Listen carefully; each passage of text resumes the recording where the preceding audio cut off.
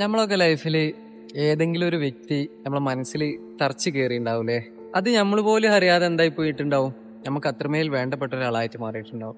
കുറച്ച് കാലം കഴിയുമ്പോൾ സിറ്റുവേഷൻ കൊണ്ടോ അല്ലെങ്കിൽ എന്തെങ്കിലും കാരണം കൊണ്ടോ അല്ലെങ്കിൽ നമ്മളെ പ്രശ്നം കൊണ്ടോ ആ ഒരു വ്യക്തി നമുക്ക് എന്തായി പോകും, മ്യൂച്വലി അണ്ടർസ്റ്റാൻഡിങ്ങിലൂടെ നഷ്ടപ്പെട്ടു പോകും അല്ലെ. പിന്നീട് കുറേ കാലം കഴിയുമ്പോഴായിരിക്കും നമുക്ക് ഇങ്ങനെ തോന്നുക, ആ ഒരു വ്യക്തി തിരിച്ചു വന്നിരുന്നെങ്കിൽ അല്ലെങ്കിൽ ആ ഒരു ലൈഫിലേക്ക് തിരിച്ചു പോയിരുന്നെങ്കിൽ എന്നൊക്കെ നമ്മളെ മനസ്സ് വല്ലാതെ കൊതിക്കും. അങ്ങനത്തെ ഒരു സിറ്റുവേഷൻ ഒക്കെ നമുക്ക് ചിലപ്പോൾ വന്നേക്കാം. ആ ഒരു മൈൻഡ് ഒരു ആത്മാർത്ഥതായിട്ടുള്ള ഒരു സ്നേഹത്തിലേ അങ്ങനെ ഒരു സംഗതി വരുള്ളൂ. അപ്പൊ ഞാനൊരു കാര്യം പറഞ്ഞ് മനസ്സിലാക്കി തരാം. നമ്മളെ മുമ്പിൽ ആരെങ്കിലും അങ്ങനെ സത്യമായിട്ട് നമ്മളെ സ്നേഹിക്കാനുണ്ടെങ്കിൽ നമ്മൾ ഓരെ കൈവിടരുത്. കാരണം നമ്മളെ കയ്യിൽ നിന്ന് നഷ്ടപ്പെടുമ്പോഴേ അതിന്റെ വാല്യൂ നമുക്ക് മനസ്സിലാവുള്ളൂ. ചെറിയ ചെറിയ കാര്യങ്ങളൊന്നും പ്രശ്നമാക്കി വലിയൊരു പ്രശ്നത്തിലേക്ക് എത്തിക്കേണ്ട.